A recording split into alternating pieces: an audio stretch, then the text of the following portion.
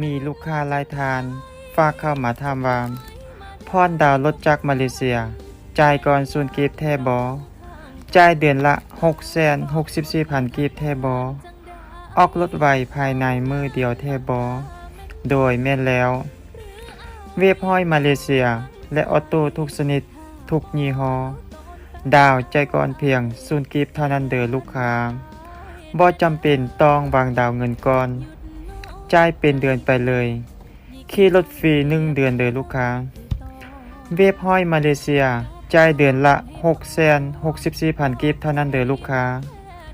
ระยะการผ่อน12เดือนถึง48เดือนดอกเบี้ยต่ำ 1.85% เอกสารง่ายๆใส่เพียงสามนุขวาทางผู้ซื้อและผู้ค้ำโปรโมชั่นเริ่มแต่เดือนนี้ถึงท้ายเดือนนี้เท่านั้นเด้อลูกค้ามาก่อนได้ก่อนโปรโมชั่นสำหรับเดือนนี้